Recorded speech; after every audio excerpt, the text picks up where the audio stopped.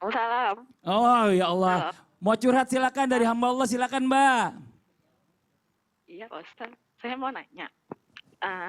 Sebelumnya, Ya, apakah terpikir atau tidak?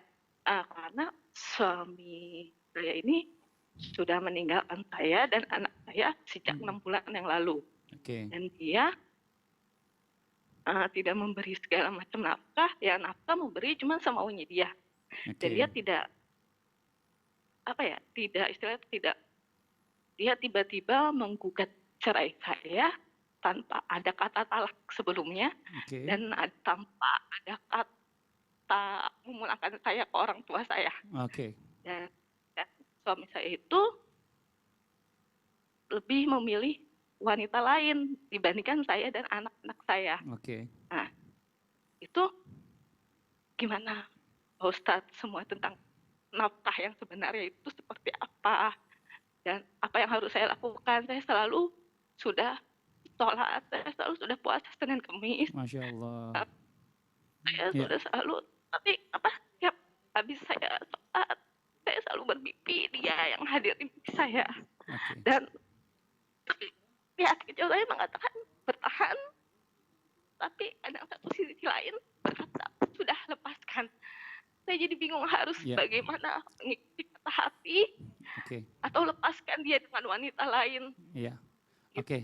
Iya Mbak biar tenang dulu ya. Coba tarik nafas dulu ya, yang lega dulu ya, biar hatinya juga tenang. Kita coba dengarkan dulu nih apa nasihat dari guru-guru kita. Mungkin kita coba dengarkan dari yang muda karena bersangkutan dengan ada anak-anak juga ya. Dari Ustadz Syammonijin, silakan. Bismillahirrahmanirrahim. Ibu yang sabar, Masya Allah, setiap manusia pasti akan diuji. Yang pertama yang Syam ingin mungkin berbagi sama ibu tanpa bermaksud menggurui ataupun mengajari. Ketika seorang sudah beribadah, jangan kita hitung-hitungan sama Allah. Tadi ada kalimat Mbak mengatakan padahal saya sudah puasa Senin Kamis, padahal saya sudah sholat sunnah, kok tega banget Allah seperti ini, kok bisa suami saya meninggalkan saya. Padahal sebenarnya kita lakukan ibadah karena Allah saja, biar Allah yang memberikan maqamam mahmuda, biar Allah yang akan memberikan tempat yang tertinggi atau martabat yang tertinggi kepada kita, termasuk dengan ketenangan hati. Yang kedua adalah ketika Mbak mengatakan nafkah yang sebenarnya itu sudah tertulis dalam sigat takliknya. Ketika misalnya ada seorang suami yang meninggalkan atau tidak memberikan nafkah, maka hukumnya seperti apa? Yang mungkin ibunya sekarang pertanyakan adalah bagaimana cara mendapat ketenangan hati. Ketika mendapat ketenangan hati supaya bisa memilih apakah saya harus bertahan seperti ini dizolimi atau apakah saya harus melepaskan, itu mintalah sama Allah. Mbaknya sudah melakukan ibadah-ibadah sunnah, mungkin ada ibadah sunnah yang belum lagi, sholat istikharah.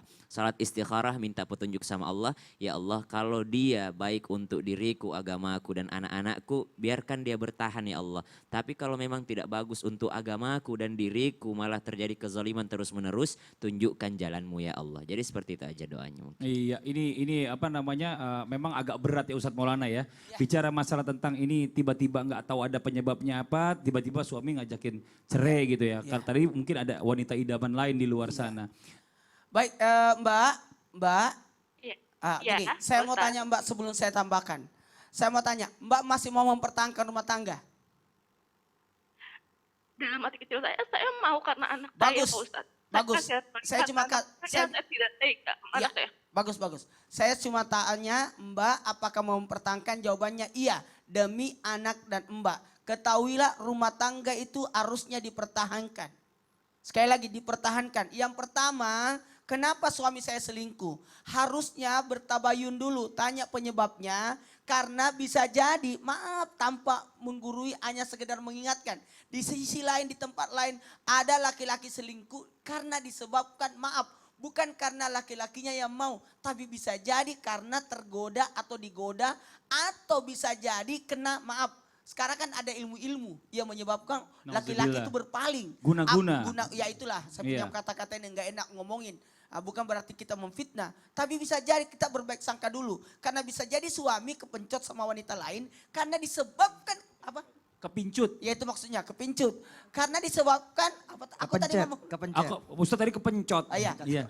Karena disebabkan itu. Jadi yang kedua coba berdiskusi sebaik-baiknya. Coba Bang, jadi buka mata hati dan pikirannya. Kemudian berdiskusi ini, kemudian usahakan cari jalan yang terbaik.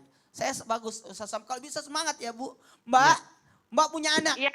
Mbak punya anak. Mbak tidak sendiri. Mbak harus semangat. Iya ya? betul. Mbak ya. Semangat terus ya Mbak Semangat, ya. jangan down, jangan Demi down. anak-anak, apapun Demi yang anak-anak. terjadi itu pasti udah petunjuknya Allah yang terbaik dari Allah. Yakin aja Mbak, ya Mbak. Mungkin nanti Allah juga mau kasih gantinya yang lebih baik. Kita nggak tahu juga Jangan rahasianya digituin Allah. dulu. Amin gitu. Jangan. Kalau saya kan harus kasih semangat. Makasih ya Mbak curhatannya. Sama-sama.